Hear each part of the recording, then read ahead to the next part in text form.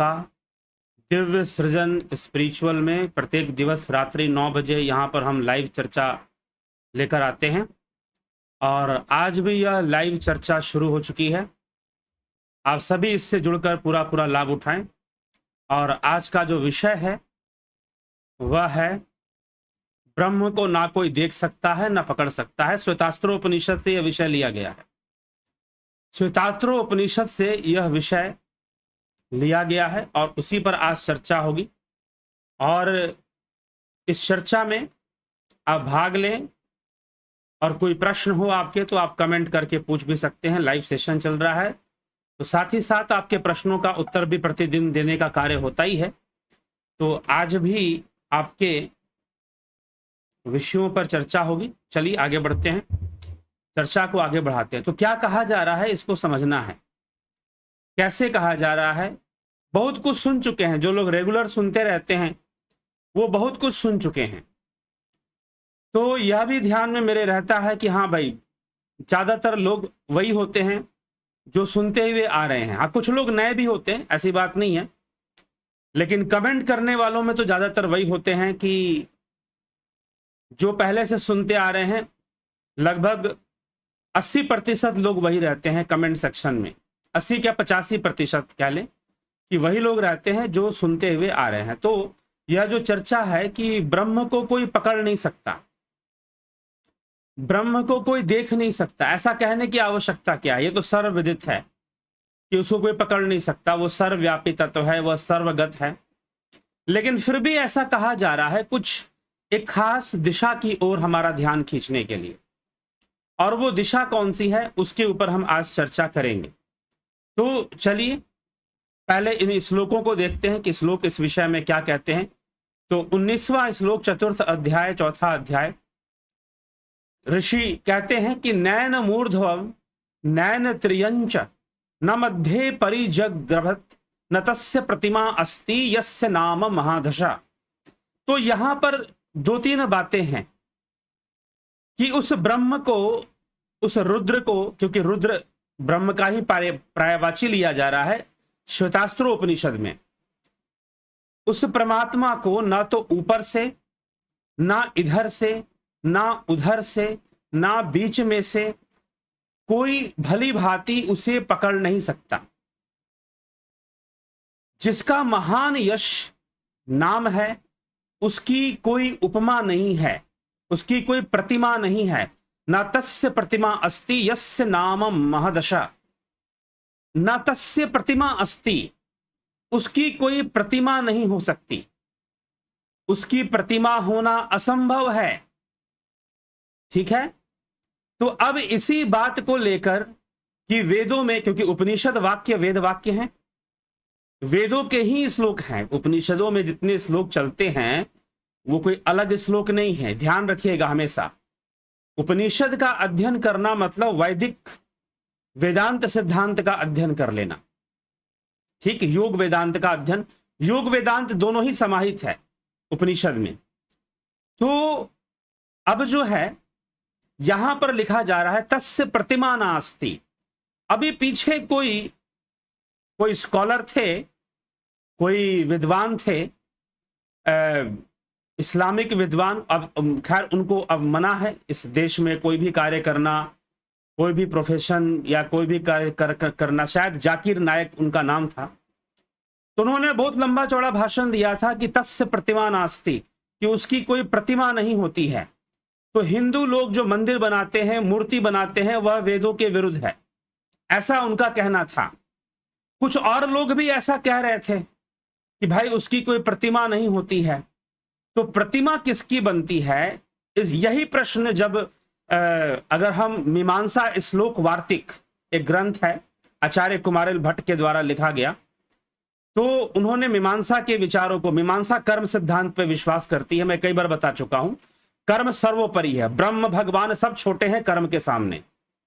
मीमांसा की विचारधारा यही कहती है, क्योंकि आपके जीवन में जो कुछ भी, एक हंसी भी आती है तो वो कर्म फल का रूप है। आपके जीवन में थोड़ी सी खुशी का आना, थोड़ा सा दुख का आना, जितने भी आप, और एक साधारण मनुष्य सुख और दुख के बीच में जीवन जीता है। तो कर्म ही कारण है, कर्म ही आधार है। तो तुम अपने जीवन में अगर सुखी हो सकते हो तो कर्मों से ही हो सकते हो, दूसरा कोई विकल्प नहीं। उनका ये सिद्धांत है। तो जब मीमांसा के आचार्य कुमारिल भट्ट उनका शास्त्रार्थ हुआ तो उन्होंने इस विषय पर भी लिखा है कि मूर्ति किसकी पूजी जाती है, मूर्ति पूजा किसकी होती, क्योंकि मीमांसकों ने मूर्ति पूजा को बढ़ावा दिया था। तो अब प्रश्न ये उठता है कि मीमांसा तो किसी ब्रह्म, किसी ऐसी सत्ता को पूजने की बात नहीं करते हैं। और रही बात, यह तो हम इस चैनल में भी कई बार बता चुके हैं कि ब्रह्म की पूजा नहीं होती है। पूजा इज डिफरेंट थिंग, ध्यान इज डिफरेंट थिंग। पूजा करने में हम ऑफरिंग करते हैं, हम दान करते हैं, उसमें देवता को दान करते हैं, यज्ञ के द्वारा करते हैं, अग्नि को आहुति देते हैं, और जो भी देवता की इच्छित वस्तुएं हैं उसको देते हैं, देवता का आवाहन करते हैं। ये सारी क्रियाएं पूजा में चलती हैं। लेकिन ध्यान तो कुछ और चीज है।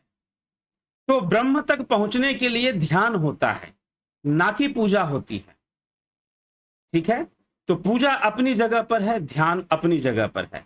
तो इसीलिए इसमें कभी भी संशय ग्रस्त ना हो। तो यहां पर उपनिषद में लिखा गया है तस्य प्रतिमा नास्ति।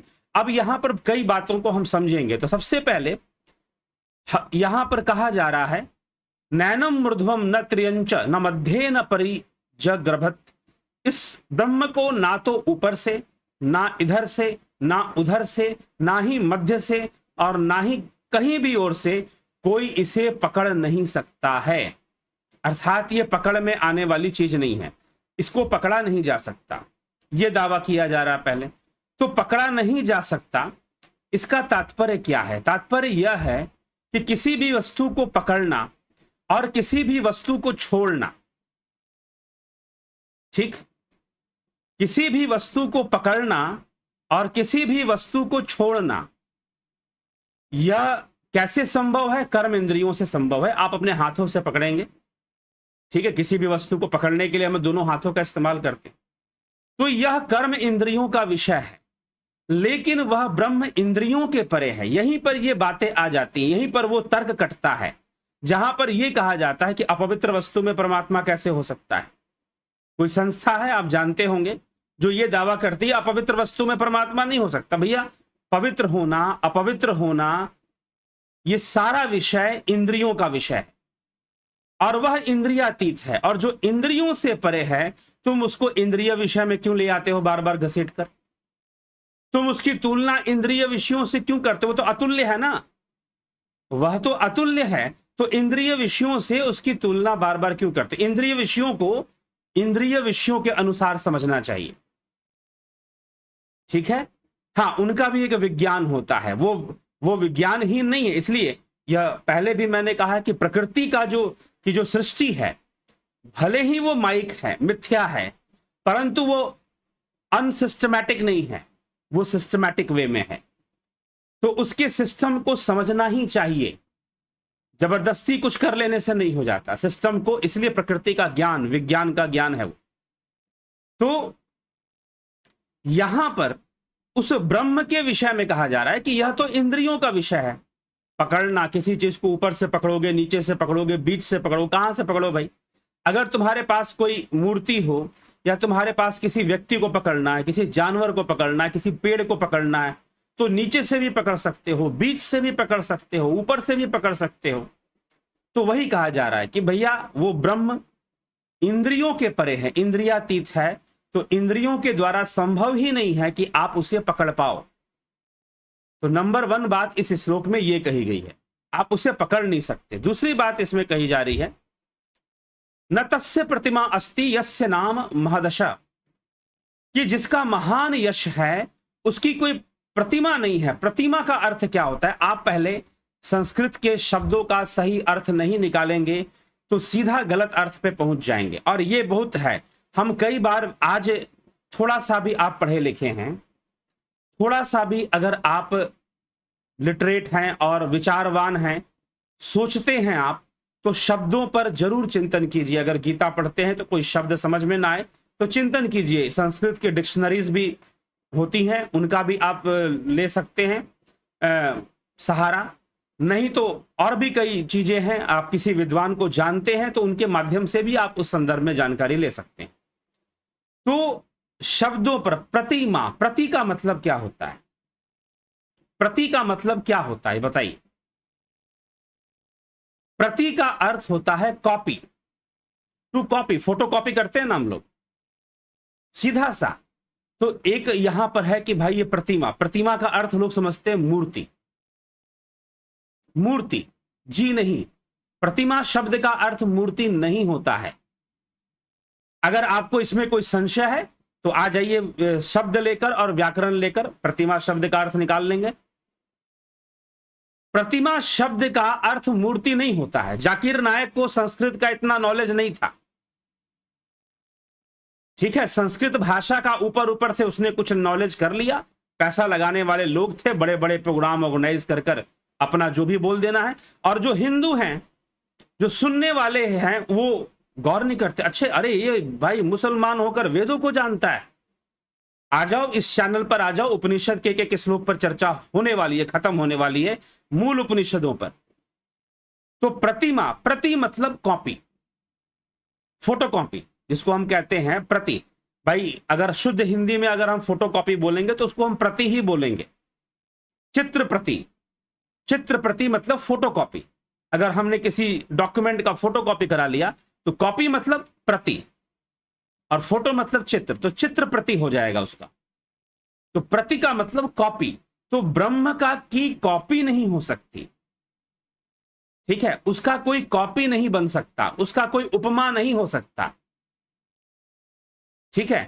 तो जितने भी बातें हम ब्रह्म, और यहां पर चर्चा किसी देवी देवता की नहीं की जा रही है, देवी देवता की यहां चर्चा नहीं हो रही, यहां ब्रह्म की चर्चा हो रही है, ठीक है। तो हमने इस कई बार कई वीडियोस में इस चैनल पर आपको बताया गया है कि देवी देवताओं का कॉन्सेप्ट क्या है, ब्रह्म क्या है, दोनों अलग अलग चीजें हैं भाई। देवी देवता प्रकृति के अंग हैं, देवी देवता भाव युक्त हैं, भावनात्मक हैं, भावपूर्ण हैं देवी देवता, ठीक है। तो इसीलिए देवता भावपूर्ण है, देवता मंत्रपूर्ण है, देवता शब्दपूर्ण है, शब्द रूप है, भाव रूप है, मंत्र रूप है। मंत्र रूप शब्द रूप कहना एक ही बात हुआ। तो भाव रूप है और शब्द रूप है देवता। ब्रह्म भावातीत है, देवताओं की पूजा होती है और करनी चाहिए। अपने घर में अगर आप विद्या की वृद्धि करना चाहते हैं, विद्या भाव की वृद्धि करना चाहते हैं तो सरस्वती पूजा करनी चाहिए। शक्ति भाव की वृद्धि करना चाहते हैं तो दुर्गा पूजा करना चाहिए। धन भाव की वृद्धि करना चाहते हैं तो लक्ष्मी पूजा होनी चाहिए, नो प्रॉब्लम। वह एक अलग कॉन्सेप्ट है, ठीक है, जो कि प्रकृति पूजा का ही एक अंग है। तो प्रकृति की बहुत प्रधानता है, इतनी प्रधानता प्रकृति की अगर दूसरे किसी विचारधारा में है तो वो साइंटिफिक फिलॉसफी है। साइंस की फिलॉसफी में नेचर का इंपॉर्टेंस है। नहीं तो अगर हम अब्राहमिक थॉट की बात करेंगे तो प्रकृति को कोई महत्व नहीं दिया गया है उनके ग्रंथों में, उनकी किताबों में या उनके विचारधारा में, चाहे वो अब्राहमिक थॉट के जितने भी ग्रंथ किताबें हैं। तो नेचर को, नेचर की स्टडी करना, नेचर को समझने का प्रयास करना, प्रकृति को जानने, प्रकृति की सूक्ष्मता को जानना, यह सब सांख्य का विषय है, योग का विषय है। योग शास्त्र में अंतः प्रकृति को समझाने का बार बार प्रयास किया गया है। अंतः प्रकृति को भली भांति समझ लेने से बाह्य प्रकृति पर भी हम कई निर्णय ले सकते हैं, बाह्य प्रकृति को भी अच्छे से समझ सकते हैं। तो यह विषय है। तो उसकी कोई प्रतिमा नहीं है, मतलब उस ब्रह्म की कोई कॉपी नहीं हो सकती है, ठीक है। जब भी आप उसकी कॉपी करेंगे, जब भी आप उसको उपमा देंगे, जब भी आप उसको प्रति, तो वो ब्रह्म तो होगा ही नहीं। ब्रह्म इंद्रियों का ही विषय नहीं है, वह इंद्रियातीत है, ठीक है।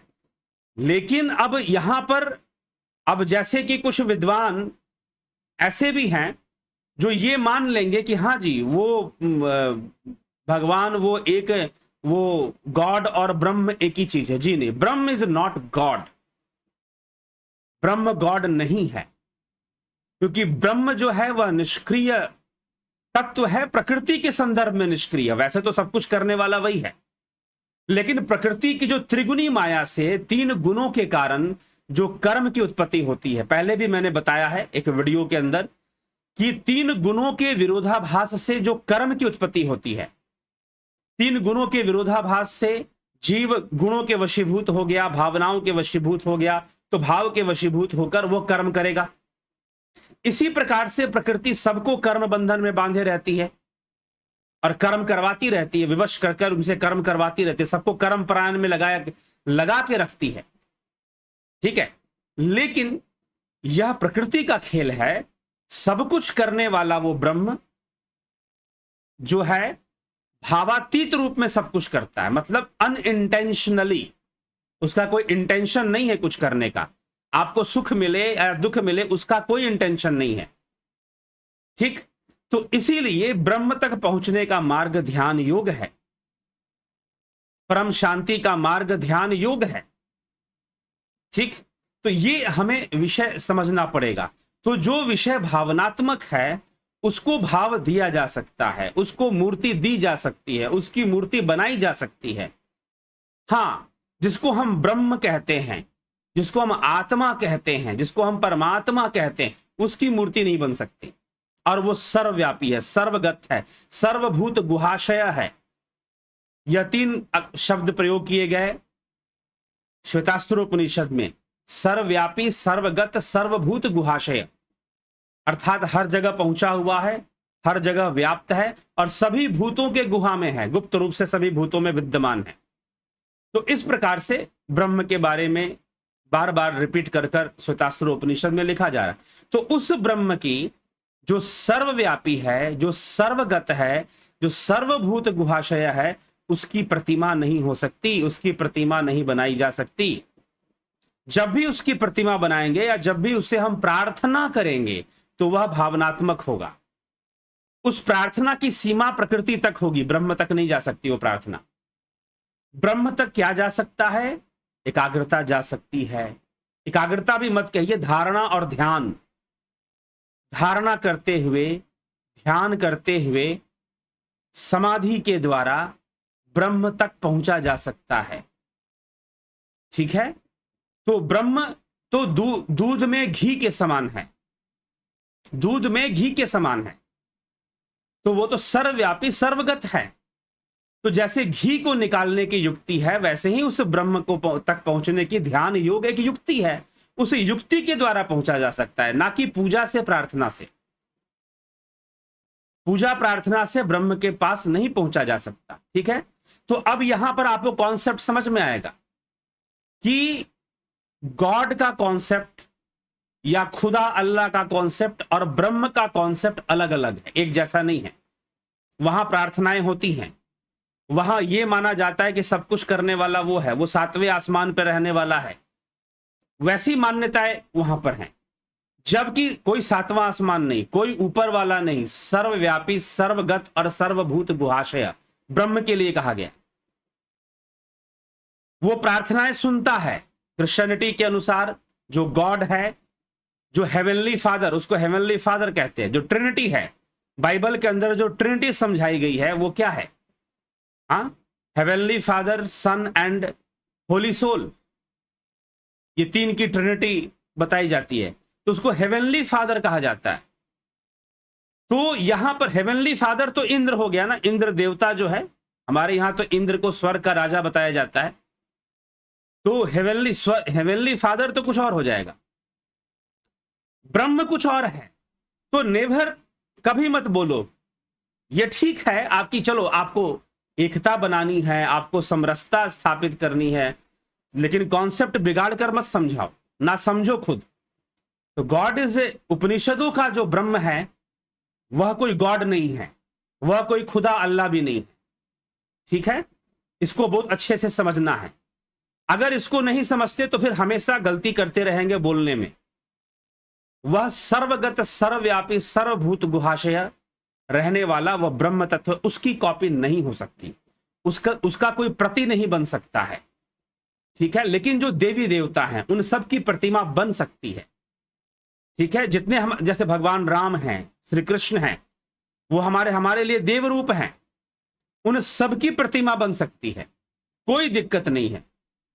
दुर्गा जी हैं, शिव जी हैं, शंकर भगवान हैं, तो जितने भी हम ये नाम लेते हैं अपने देवताओं की या भगवानों की भी प्रतिमा बन सकती है, देवताओं की भी प्रतिमा बन सकती है, ब्रह्म की नहीं बन सकती है, ब्रह्म की प्रतिमा नहीं बन सकती है। तो ये कॉन्सेप्ट जाकिर नायक के पास है नहीं, कहीं से थोड़ा थोड़ा चुन चुन के पढ़ लिया और दो हिंदुओं से प्रश्न कर देंगे। अब जो सनातन धर्मी हैं उनके सबसे बड़ी मूर्खता क्या है कि ऐसा कोई इंस्टीट्यूट नहीं है जो शास्त्रों का अध्ययन करवाए। अगर वो है भी तो उसमें इतने नियम कानून और उसको इजी बनाकर नहीं रखा गया है। तो कई चीजें इंस्टीट्यूशनलिज्म का एक प्रेशर आ जाता है फिर बहुत बड़ा, ठीक। तो इस तरह की चीजें भी प्रॉब्लम आ जाती हैं।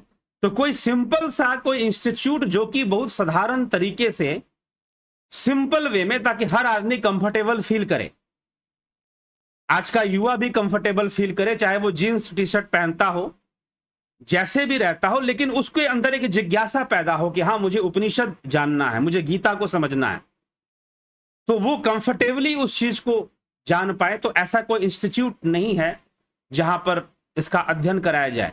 तो जाकर कॉन्सेप्ट क्लियर होगा और जाकिर नायक जैसे लोगों को जवाब देना बहुत आसान हो जाएगा, फिर बहुत इजी हो जाएगा फिर, ठीक।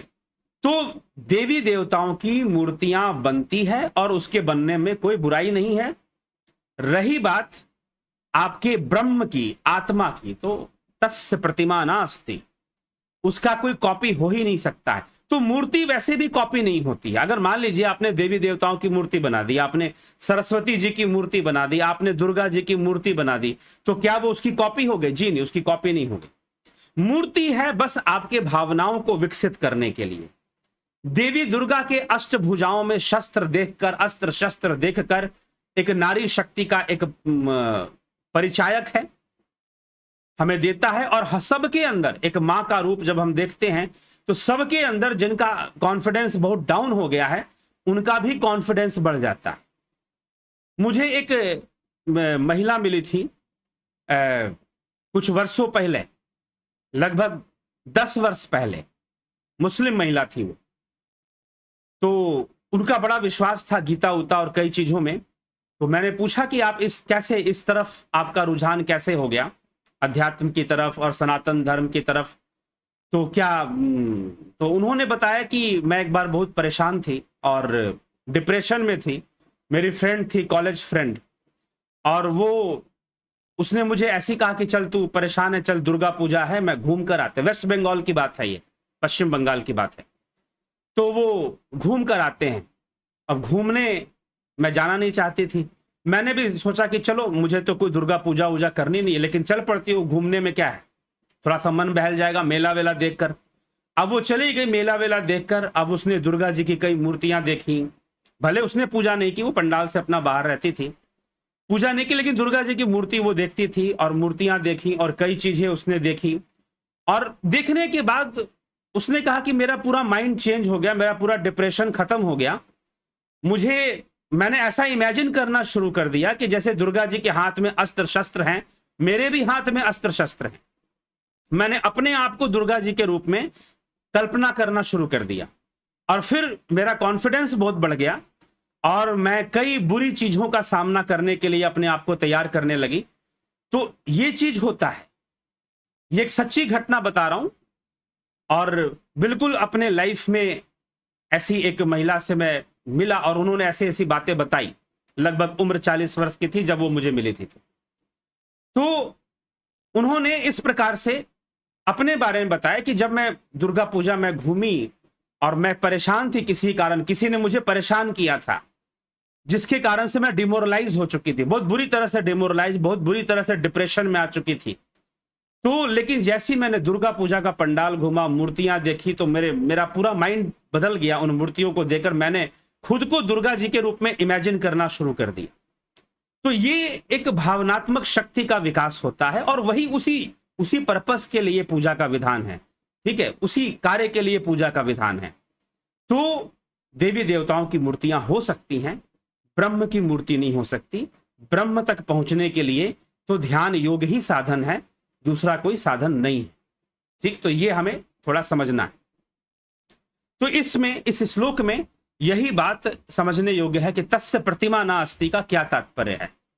अब आगे हम चलते हैं।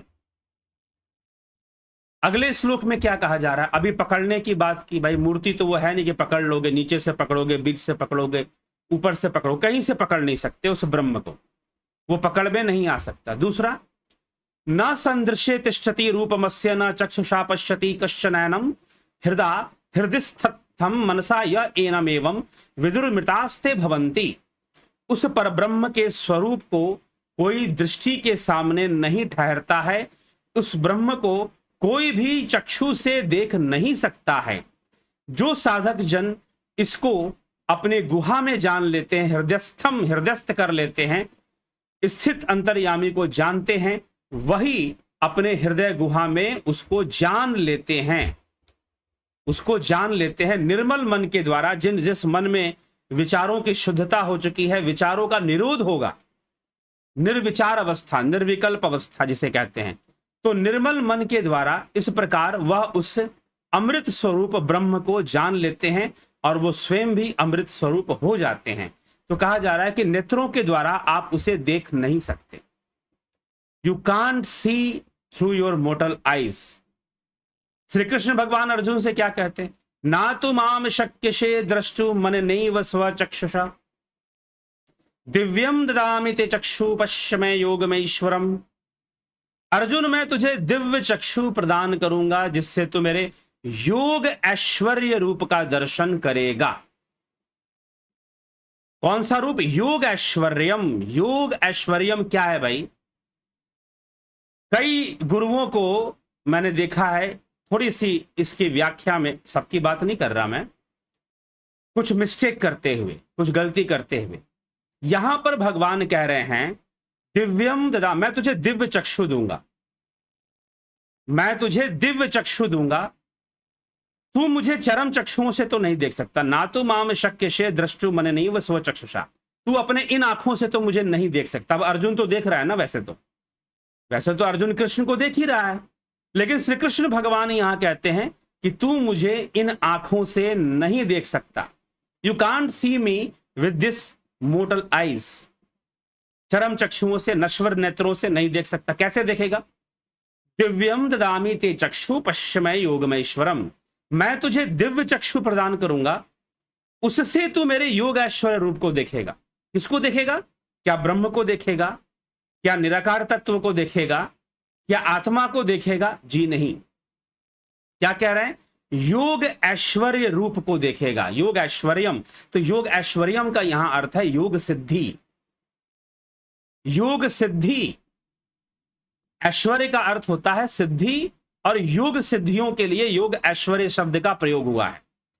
तो मेरी योग सिद्धि से, अब योग सिद्धियां क्या होती हैं समझने के लिए पतंजलि योग सूत्र का विभूति पाद सुन लीजिए।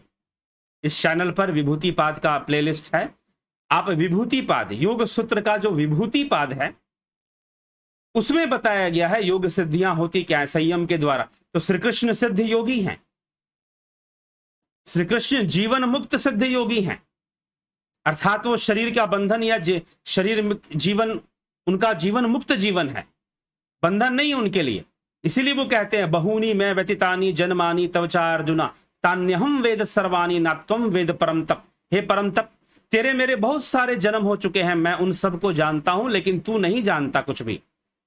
तान्यहम वेद सर्वाणि नात्वम वेद परम तप, ऐसे श्री कृष्ण भगवान कहते। फिर क्या कहते हैं?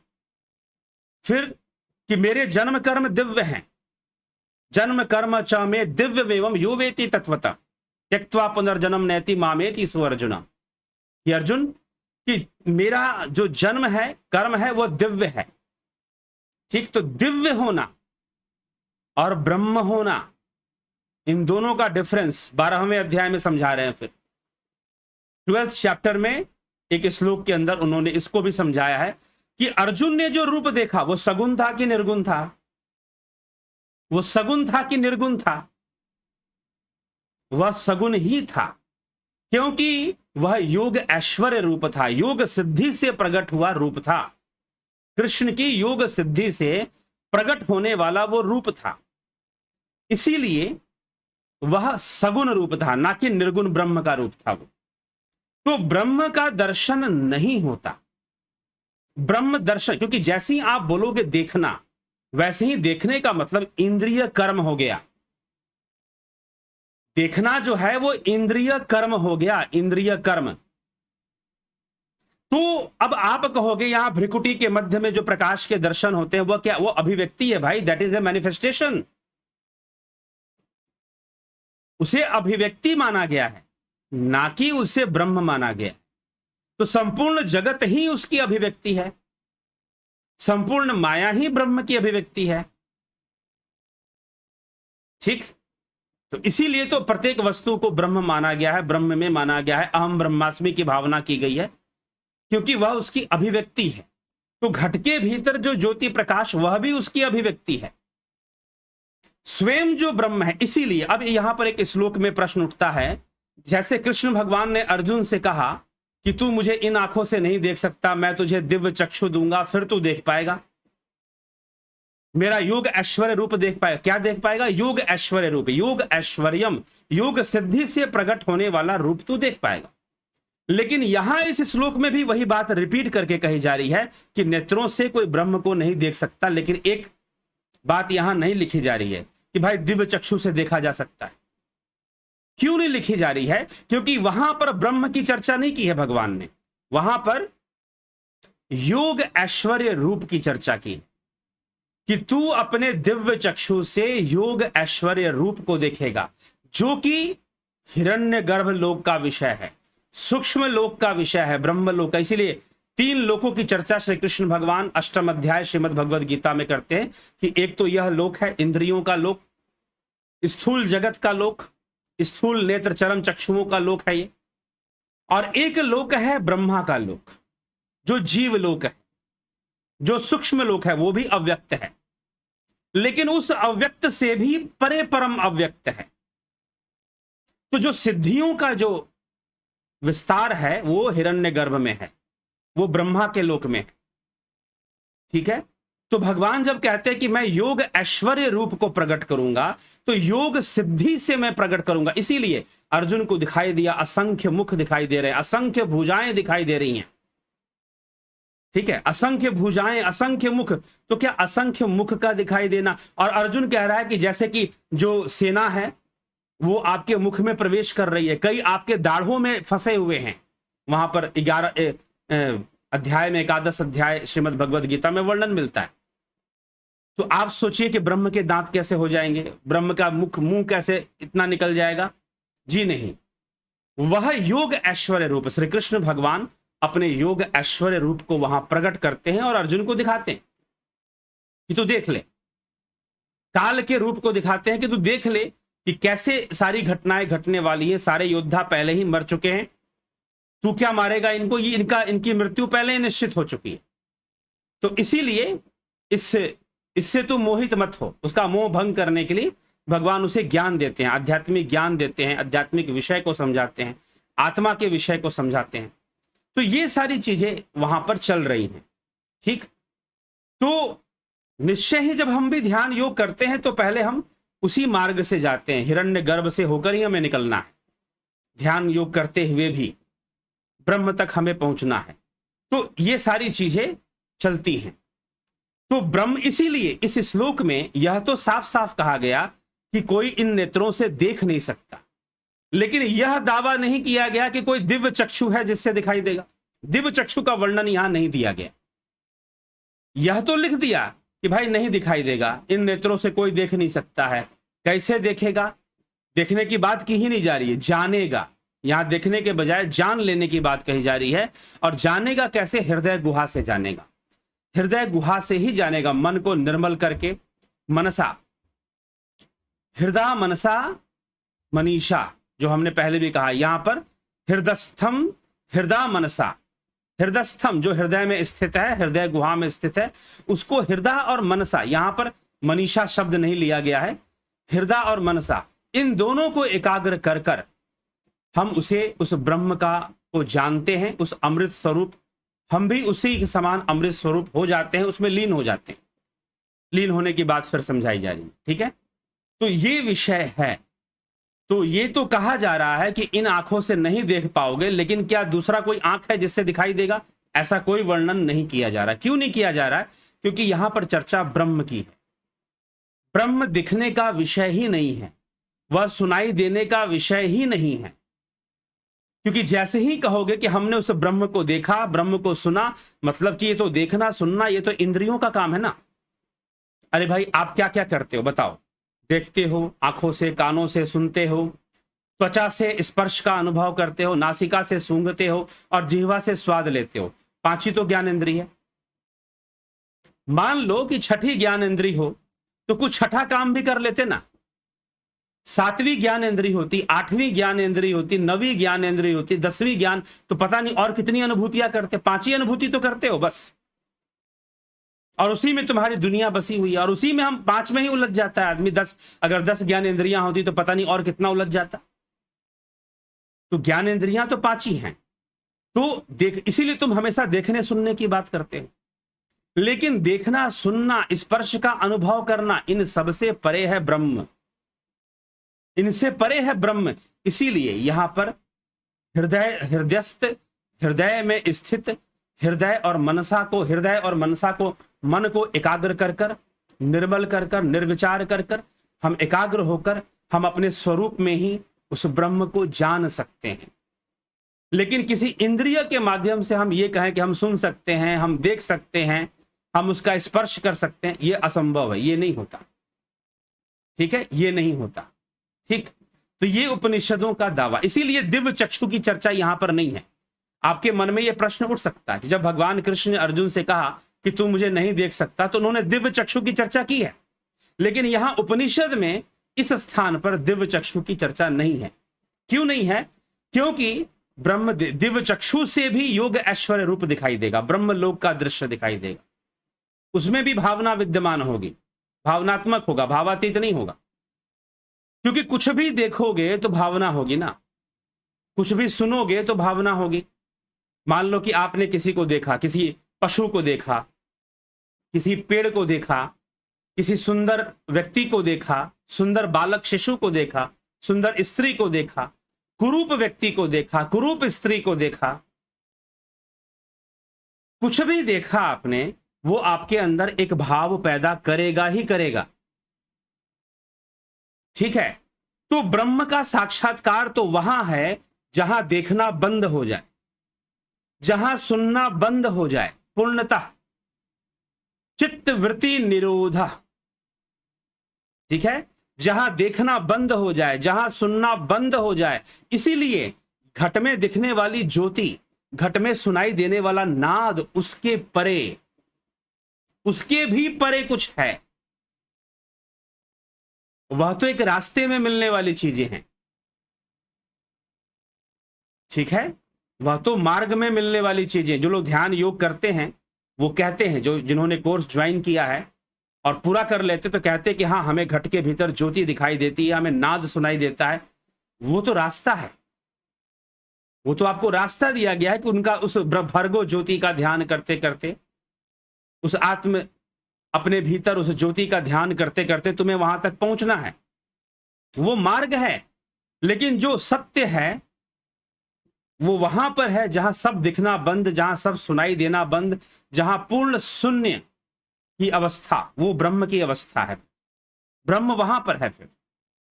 ठीक है, तो ध्यान योग मार्ग है, उस मार्ग पर चलते रहने से सफलता मिलती है।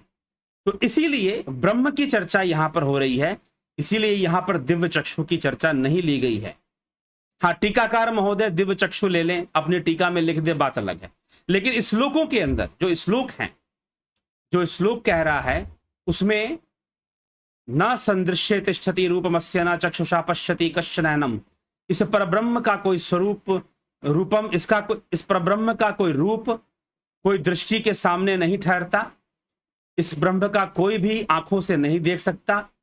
जो साधक जन ये एनम हृदयस्थम, जो हृदय में स्थित, हृदय और मनसा, अपने हृदय मन को एकाग्र कर कर, निर्मल कर कर, ध्यान में लीन कर कर, एवं विदु, जो इस प्रकार से उसको जान लेते हैं, विदु मतलब जानना, वे अमृत स्वरूप हो जाते हैं। वह जो योगी हैं अमृत स्वरूप बन जाते हैं। ये कहा जा रहा है, देखने की बात नहीं कही जा रही है। ठीक है, तो इसीलिए हमें इस विषय को ऐसे समझने की आवश्यकता है। 2 विषय हमने चर्चा कर लिए, 3 विषयों पर चर्चा मान के चलिए।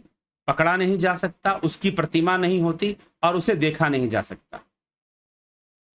ठीक है, तो ये समझना है। ना समझ में आए, इस व्याख्यान को रिपीट कर सुन लीजिएगा, रिपीट कर लीजिएगा और इसको समझने का प्रयास कीजिएगा।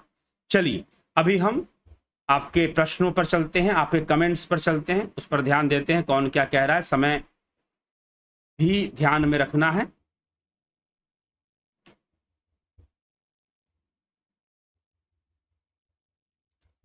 तो कमेंट्स के अंदर जगत नारायण जी, बहुत बहुत अभिनंदन आपका। विश्व यात्री जी, विक्रम सिंह जी, गोपाल शर्मा जी, कन्हाई कुमार जी, राजू पाल जी, उषा श्रीवास्तव जी, सरोज कृष्णानी जी, रूपलाल विश्वकर्मा जी, स्मिता का बहुत बहुत अभिनंदन है।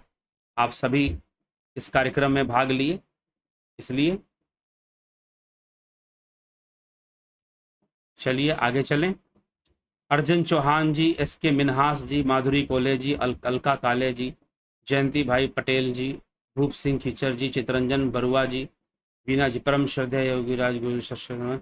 मुझे उपनिषद सुनने और समझने का सौभाग्य प्राप्त हुआ, इससे पहले नहीं सुने थे। आपका बहुत बहुत आभार व्यक्त करती हूँ। गीता स्वाध्याय मेरी वर्ष से लगी है। अच्छी बात है, स्वाध्याय करें गीता का, और उपनिषद भी स्वाध्याय ही है, तो उपनिषद का भी जरूर अध्ययन स्वाध्याय करें। उदय शंकर जी, चंदन जना जी, हे प्रभु तुम्हारे, ठीक है, अभिनंदन आपका। पिंटू वासवा जी, प्रभु सिंह जी, रचना जी, कुलदीप सिंह जी, मनोरंजन फोगाट जी, रमेश चोपड़ा जी, दीपा मैकलिस्टर जी, मोस्ट वेलकम दीपा जी, राम निवास मीना जी, बलवंत सिंह गोहिल जी, ज्योति दत्ता जी, सुधा अग्रवाल जी, RW2 माइक्रो। क्या प्रेत आत्मा किसी के शरीर में प्रवेश कर सकता है? क्योंकि कर्म विधान के अनुसार तो वो दूसरे शरीर को प्राप्त होगी, और अगर प्रवेश कर सकती है तो फिर अपने मृत शरीर में वापस क्यों नहीं आ सकती? मृत शरीर क्या होता है, ये तो बहुत, आप थोड़ा सा खुद से विचार कीजिए। मृत शरीर क्या होता है?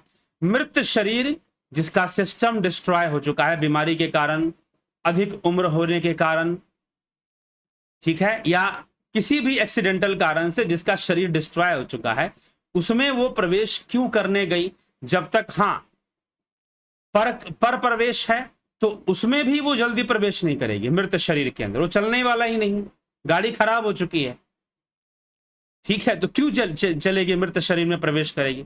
दूसरी बात, कि किसी जीवित व्यक्ति के अंदर प्रवेश कर जाती है, जी हाँ, उसके ऊपर प्रवेश कर जाती है पूरी तरह से, ये नहीं कह सकते।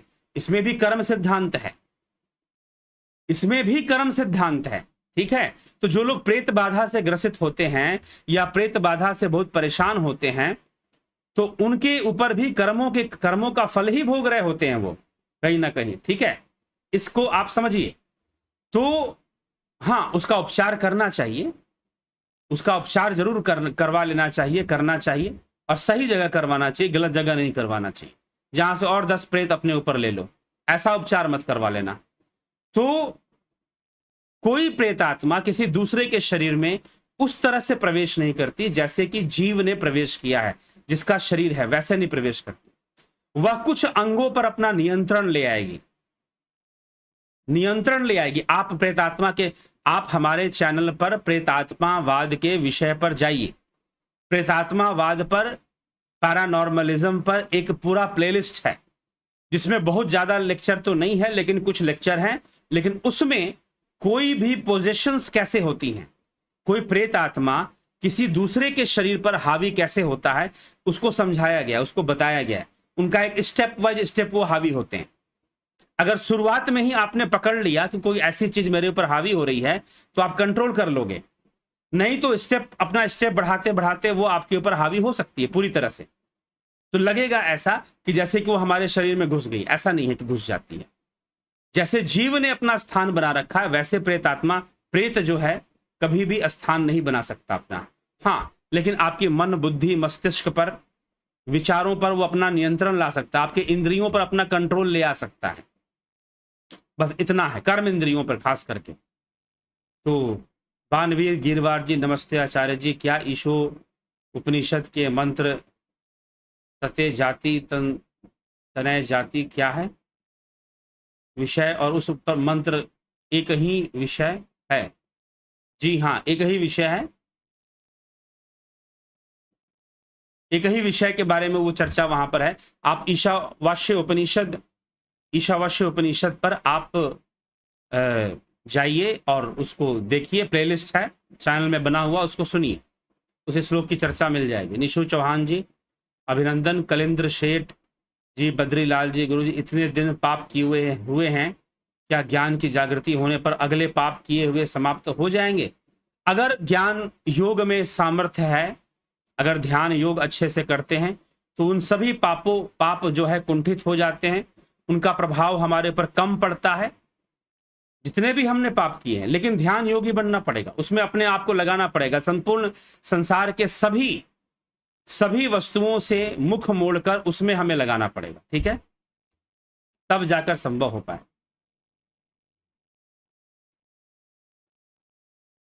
स्मिता सावंत जी, हृदय गुहा यानी शून्यातीत अवस्था। जी, तो निशु चौहान, लिविंग बीइंग्स की मूर्ति बनवा सकते हैं जैसे गुरु इत्यादि, देवता रूप में जो भी है। चलिए, तो ये है, तो जो भी कहता है कि मैं ब्रह्म ज्ञानी हो गया, तो समझिए उसे ब्रह्म की अनुभूति हुई ही नहीं है, वो कह ही नहीं सकता, क्योंकि जिसको थोड़ी भी अनुभूति हो गई है वो ऐसे बोलेगा नहीं। और इसका जो प्रमाण है केनो उपनिषद में हम पहले ही देख चुके हैं। केन उपनिषद के अंदर हम देख चुके हैं कि कैसे वहां पर यह बात लिखी गई कि भाई ब्रह्म ज्ञानी कोई हो नहीं सकता। जो भी घोषणा करता है कि मैं ब्रह्म ज्ञानी हूं, इसका मतलब कि उसे ब्रह्म की अनुभूति नहीं हुई है, ठीक। और यहां पर ऐसी कोई चर्चा नहीं की जा रही, यहां तो माध्यम बताया जा रहा है, मार्ग बताया जा रहा है, और उपनिषदों पर आधारित मार्ग बताया जा रहा है, उपनिषदों पर आधारित मार्ग बताया जा रहा है, ठीक है। जो उपनिषद में लिखा है उसको समझने और समझाने का प्रयास किया जा रहा है। चलिए, गोपाल शर्मा जी, कृष्ण ने अर्जुन से तेरी मेरी कई जन्म हो गए यह मैं जानता हूं यह कहा था, या कौन कौन से जन्म हो गए यह मैं जानता हूं यह कहा था, कृपया प्रकाश डालें। कौन कौन से जन्म हो गए? कई जन्म हो गए, यही कहा, बहुनी, बहुत सारे जन्म हो गए। बहुनी में व्यतीतानी जन्मानी तवचार्जन, कोई एक दो जन्म की बात नहीं की उन्होंने, कई सारे बहुत जन्मों की बात की है। तो ये यहां पर बताया गया है, और मैं उनको जानता हूं। तो ये जानना भी संसार का विषय है, ब्रह्म का विषय नहीं है। ब्रह्म के लिए कुछ ना जाना हुआ है, ना ही कुछ अनजाना है। ब्रह्म में ना ज्ञान, ना अज्ञान, ना सत्य, ना असत्य, ना रात, ना दिन। यह सब चर्चा हम सुन चुके हैं उपनिषदों में, यह सब चर्चा हम सुन चुके हैं उपनिषदों में। तो इसीलिए ना ब्रह्म के लिए ना ज्ञान है, ना अज्ञान है, ना जानना है, ना नहीं जानना है, और ना दिन है, ना रात है, ना सत्य है, ना असत्य है। ये सारी बात चर्चा हो चुकी है। तो इसीलिए यह जानने की जो प्रक्रिया है वह जीव में है, जीव को जानना है, ठीक। तो भगवान सब जानते हैं, तो जब भगवान सब जानते हैं तो अपने योग ऐश्वर्य रूप में वो बता रहे हैं, योग सिद्ध रूप में वो बता रहे हैं कि वो सब जानते हैं, ठीक है। ये चीज है। आगे योगेंद्र जी, कई लोग अप्सरा साधना की बात करते हैं, यह क्या है? कुछ लोगों का मानना है कि स्वर्ग में अप्सरा मिलती है, इस संबंध में आप क्या सोचते हैं? स्वर्ग हो सकता है मिलती हो, ठीक है जी, मिलती हो सकता है, मिलती हो, ऐसी बात नहीं है, मिलती ही हैं, ठीक है। स्वर्ग में अप्सराएं होती हैं, लेकिन वो उन अप्सराओं की तुलना आप वो जो आता है कि भाई हूरें मिल जाएंगी, उन हूरों से गलती से मत कर देना, ठीक है। अप्सरा साधना एक विषय है, साधना का एक विषय है, तंत्र साधना के अंतर्गत आ जाएगा, वो टेक्निक के अंतर्गत आ जाएगा। तंत्र मतलब टेक्निक, तो तंत्र ब्रह्म की साधना के लिए भी है, अप्सरा की साधना के लिए भी है। बस समझना यह है कि अप्सरा साधना करने के लिए आप आगे तो बढ़ जाओगे, लेकिन ज्यादातर संभावना ये बात है कि आप मानसिक रोगी हो जाओगे। आपके मानसिक रोगी बनने की संभावना बहुत अधिक हो जाएगी फिर, क्योंकि आपका मन जो है उसके लिए तैयार नहीं है। अप्सरा शब्द का प्रयोग होते ही आपके मन में क्या आता है? एक बहुत सुंदर स्त्री। जैसे ही अप्सरा शब्द का प्रयोग होगा वैसे ही आपके मन में आ जाएगा कि एक बहुत सुंदर स्त्री जो है उसको अप्सरा कहते हैं, ठीक है, जो हमारी कामनाओं की पूर्ति करेगी, हमारी वासनाओं की पूर्ति करेगी। तो इस भावना से आप साधना में लग जाएंगे, और जब लगेंगे तो आप मानसिक रोगी बनेंगे। यह विषय मैं अपने अनुभव से कह रहा हूं, प्रत्यक्ष अनुभूति से बता रहा हूं, ठीक है। ऐसे साधकों से मैं मिला हूं जो अप्सरा साधना करते हैं, उनके कहने पर मैंने खुद भी कुछ प्रयास किए हैं। मानसिक रोग की ओर आप जो है बढ़ना शुरू कर देंगे, ठीक है। और वो सारे साधक जो मिले बाद में, कुछ ने पहले से वो मानसिक रोगी ही थे, मानसिक रोग से व्याप्त थे वो, ठीक है। तो ये समझना जरूरी है। तो इसीलिए अप्सरा साधना, कई तरह की साधनाएं हैं, वशीकरण की साधना है, अप्सरा साधना है, कई तांत्रिक साधनाएं बताई जाती हैं, होती सब हैं, लेकिन इनको सिद्ध वही कर पाता है सही तरीके से। मैं ईमानदारी से आपको बता रहा हूं, वही सिद्ध कर पाता है जो निष्काम होता है। जिसकी भावना निष्काम नहीं है वो मानसिक रोगी हो जाते हैं, रातों की नींदें हराम हो जाती हैं। ऐसे साधकों को देखा है, तब मैं आपको बता रहा हूं। जिनके अंदर निष्काम भावना है वही साधनाओं को सिद्ध कर पाते हैं। और ध्यान योग की जो साधना है इसमें तो निष्कामता आ ही जाती है, क्योंकि इसका लक्ष्य ना अप्सरा है, ना किसी का वशीकरण है, ना किसी का सम्मोहीकरण है। इसका लक्ष्य तो भाई ब्रह्म है, तो इसमें निष्कामता आ ही जाती है। इसीलिए ध्यान योग की साधना कीजिए। साधना का मतलब अभ्यास करना, साधना का मतलब टू प्रैक्टिस। जैसे संगीत की साधना, सुर साधना, सुरों का अभ्यास करोगे तो साधना होगी, सुर साधना होगी। तो गलत प्रैक्टिस करेंगे, गलत लक्ष्य को लेकर, तो निश्चय ही अगर आप ध्यान योगी हैं और निष्काम भावना से अपने अभ्यास में चलेंगे तो आपके अंदर सिद्धियां भी विकसित हो जाएंगी। और अगर आप पूर्णतः निष्काम हैं तो अपने लक्ष्य की प्राप्ति कर लेंगे, आप आत्मा तक पहुंच जाएंगे, आप स्वरूप की उपलब्धि कर लेंगे।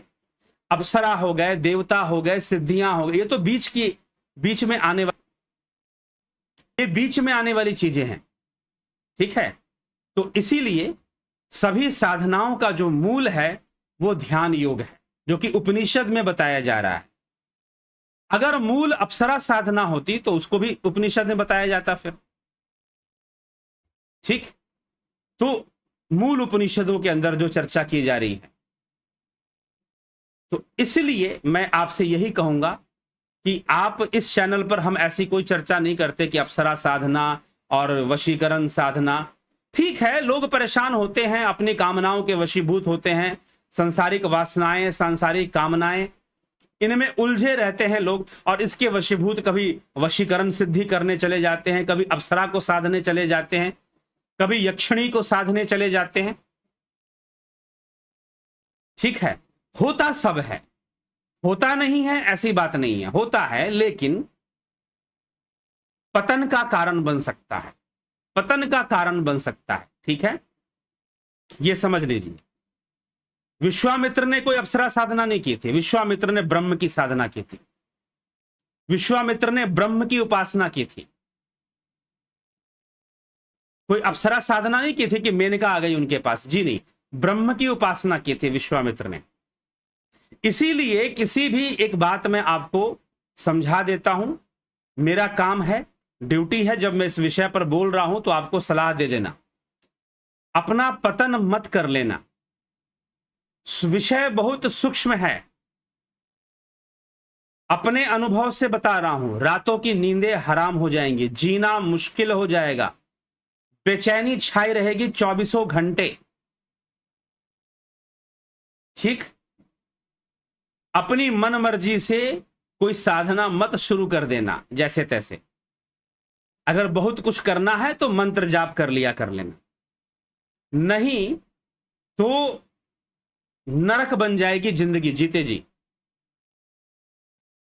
होता सब कुछ है, अप्सरा साधना भी है, यक्षिणी साधना भी है, सारी चीजें हैं, लेकिन मोह माया में कमजोर पड़कर, क्योंकि आपके अंदर उतनी ऊर्जा और उतना कई चीजें, और दूसरा कामनाओं के वशीभूत आप जाएंगे, ठीक है। तो ध्यान योग, अपने स्वरूप की खोज करो, स्वरूप की उपलब्धि करो, अपनी आत्मा को जान पाओ, वहां तक पहुंच पाओ, तो वह सर्वश्रेष्ठ उपलब्धि है।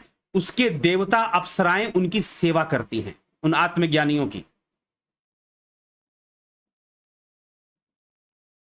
ठीक है।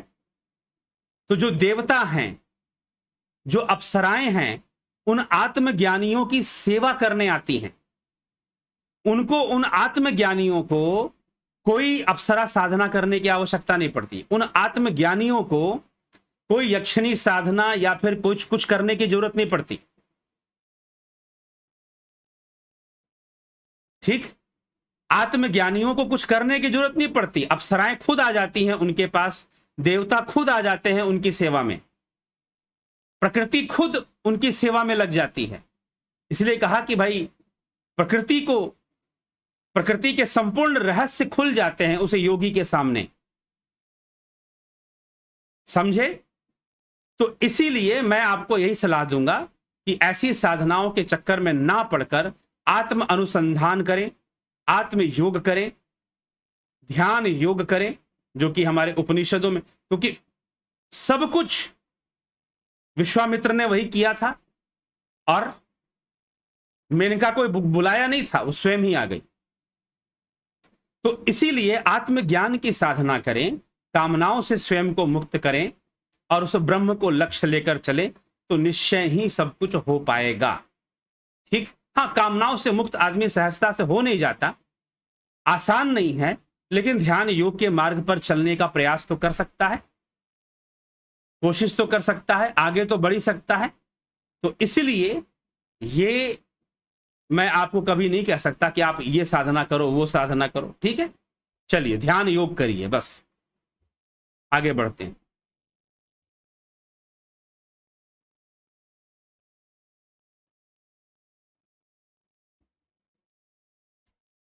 तो अप्सरा साधना हो गया, और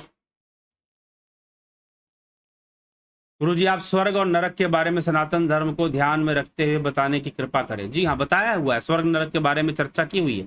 कर्म फल का ही वो कारण, कर्म से ही स्वर्ग, कर्म से ही नरक है, और कर्म से ही अगला जन्म है।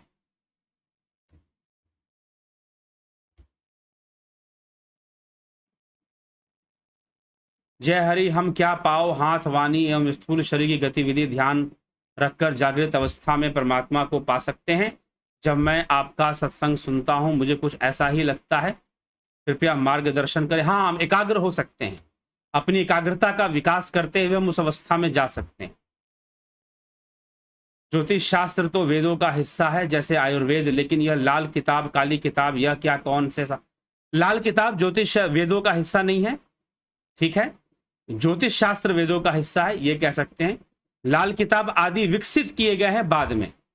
होता क्या है कि उपाय चाहिए ग्रहों से, क्योंकि जो वैदिक ज्योतिष है वो आपको उपाय नहीं बताता, वह बस ग्रह दशा बताता है कि इस ग्रह का ये प्रभाव पड़ेगा, आप जान सकते हैं।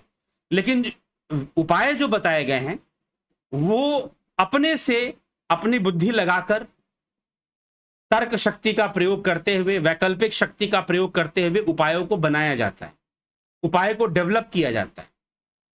तो बहुत तरह के जो उपाय हैं, जैसे रत्नों को पहन लेना और कई तरह के उपाय ज्योतिष में बताए जाते हैं, तो वो बना उस पर लाल किताब उस पर आधारित है, लाल किताब उस पर आधारित है, ठीक है।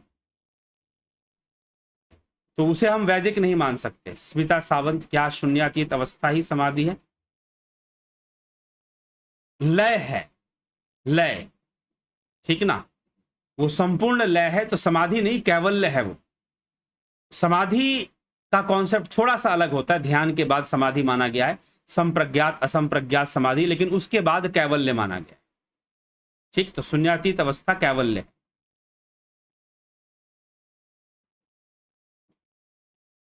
ब्रह्म और पार ब्रह्म अलग अलग नहीं है, एक ही चीज है।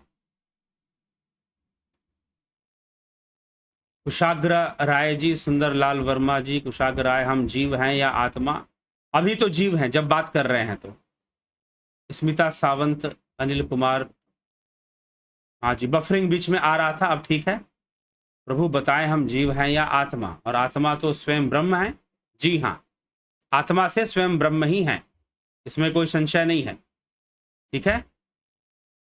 लेकिन अभी जो भी आप लिख रहे हैं तो आप जीव रूप में लिख रहे हैं, ना कि ब्रह्म में। इतना समझना, कई बार बताया जा चुका है इस चर्चा को। सुनिए पीछे के वीडियो ध्यान से सुनिए। ए.के. भट्ट,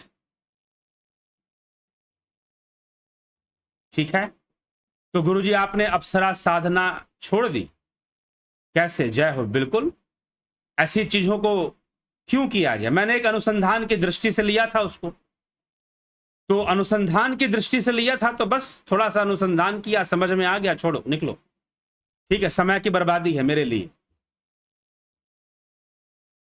ठीक, ये चीज है। और जब, इसीलिए ए.के. भट्ट जी योग सूत्र का अध्ययन कर लीजिए, बस सारा संशय दूर हो जाएगा। अप्सरा साधना, यक्षिणी साधना सब गायब हो जाएगा, ठीक है। अगर महर्षि पतंजलि को पढ़ लिया और उनका विभूति पाद पढ़ लिया तो कुछ ना है उसके सामने, ना अप्सरा कुछ रहती है, ना यक्षिणी कुछ रहती है, कोई कुछ नहीं रहता। अमिता पंडा जी, भरत शबलानी जी, अंजू श्रीवास्तव जी, ठीक, अमन कक्कर जी, ठीक है जी। चलिए अब जो है हम चलते हैं, विचारों को विराम देने के लिए समय हो चुका है, तो विचारों को यहां विराम देंगे। और फिर से अंत में आज का यही मैं कहूंगा कि ध्यान योग क्लास 11 तारीख से शुरू हो रही है, उसको ज्वाइन करें, उसका लाभ उठाएं। और रही बात अप्सरा साधना, यक्षिणी साधना, वशीकरण साधना, तो इसमें प्रवेश, क्योंकि मैंने ऐसे कई परेशान और व्यथित विक्षिप्त अवस्था में पड़े हुए लोगों को देखा जिन्होंने पहले तो ऐसी साधनाएं बड़े उत्साह से की और बहुत ही उत्साह में शुरुआत तो की, लेकिन अंत उसका बड़ा खराब हुआ। तो इसीलिए विकारों के वशीभूत ना रहें और ध्यान योग। और जब आप योग, इसीलिए मैंने, कौन है जो पूछ रहे थे, उनके लिए मैंने कहा कि आप योग सूत्र पढ़ लीजिए, उसके सामने योग सूत्र में जो वर्णन है उसके सामने यह अप्सरा, यह वशीकरण बहुत छोटी मोटी चीजें हैं, बहुत मामूली सी चीजें हैं, ठीक है। तो इसीलिए ध्यान योग, राजयोग जो महर्षि पतंजलि ने दिया है, चित्तवृत्ति निरोध की जो चर्चा की है, जो ध्यान योग के द्वारा ही संभव हो सकता है, उसको जानना जरूरी है। वो आत्मज्ञान का मार्ग है, स्वरूप की उपलब्धि है, ठीक। अगर उसी को लक्ष्य ना बनाकर कुछ और लक्ष्य लेके चल रहे हैं तो निश्चय ही आप भटके हुए मार्ग पर हैं। और जो स्वरूप की उपलब्धि करता है, महर्षि पतंजलि, स्वामी विवेकानंद जी का राजयोग पढ़ लीजिए। स्वामी विवेकानंद जी ने लिखा है कि जो ऐसी योग मार्ग पर चलकर इस तरह से जो आगे बढ़ता है, देवी देवता जिन्हें आप अप्सराएं कहते हो या जो भी कहते हो, वो तो सेवा के लिए आते,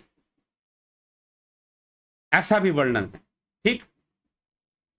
तो चलिए इसी के साथ विचारों को यहां विराम देंगे और विश्राम होगा, और कल फिर 9 बजे उपनिषदों का बढ़ते हुए क्रम में आगे का विषय लेकर फिर यहां उपस्थित होंगे और चर्चा को आगे बढ़ाएंगे। ओम तत्सत।